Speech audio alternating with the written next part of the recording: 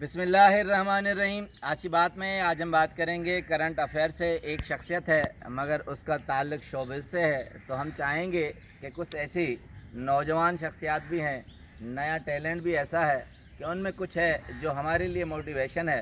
तो चाहूँगा कि उनसे हम आपसे कुछ उनकी बातें शेयर करें।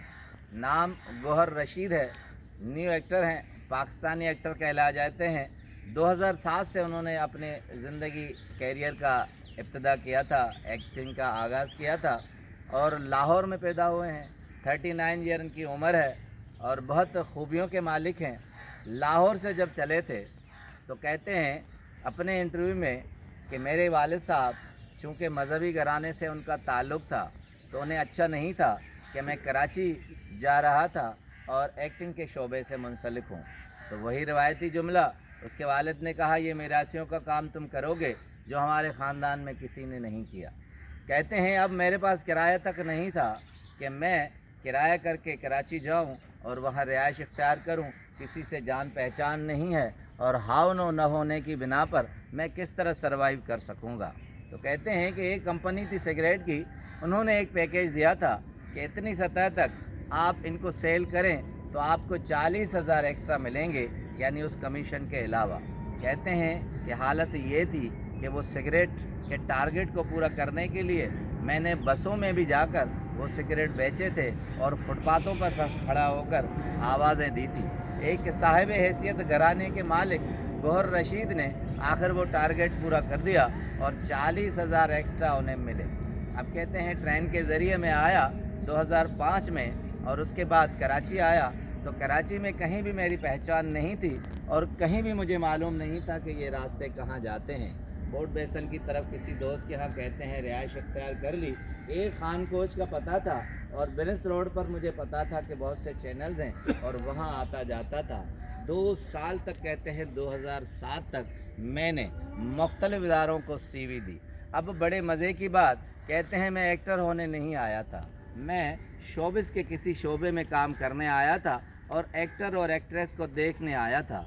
चूँकि चेहरे पर इतने स्पॉट्स थे कि हीरो का कॉन्सेप्ट उस वक्त बिलोरी आंखें, खूबसूरत बाल, कद काट और खूबसूरत चेहरा था, तो इसलिए मेरा तस्वर ही नहीं था कि मैं एक्टिंग में जाऊं और मुझे कोई साइड हीरो के तौर पर भी ले। कहते हैं कि मैंने मुख्तलिफ CVs दी।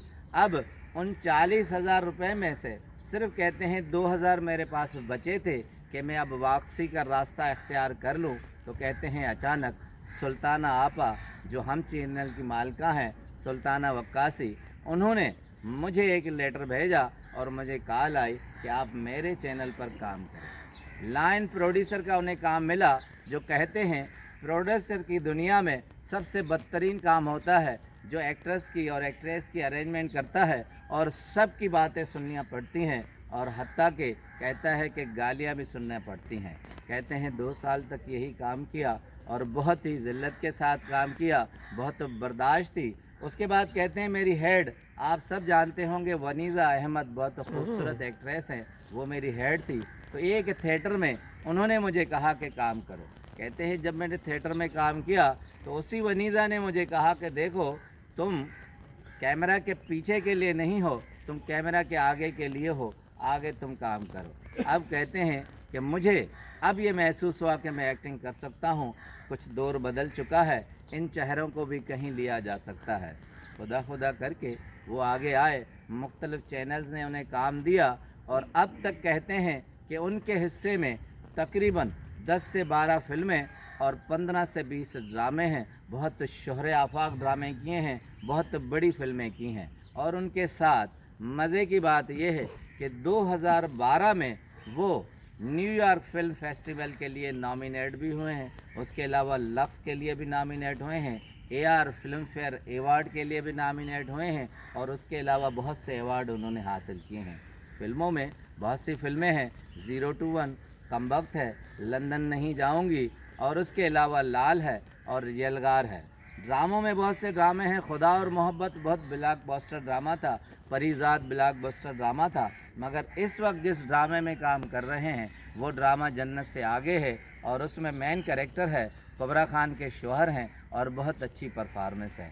अब आते हैं उस मोटिवेशनल पहलू पे कि आखिर क्या बात थी कि चेहरा भी सतही था, एक्टिंग के लिए भी नहीं आए थे और अब तक अपने काम पर किस तरह डटे रहे हैं और किन मुश्किलातों से वो पार करके आए हैं।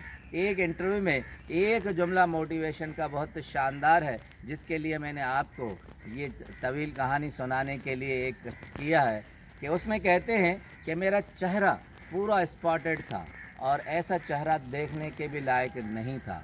कहते हैं कि जब मैं शोबिस की दुनिया में आया तो बहुत सी मुझे ईमेल्स, बहुत सी कॉल्स आई कि आप इनकी फिलिंग करवा लें, आप इनकी सर्जरी करवा लें।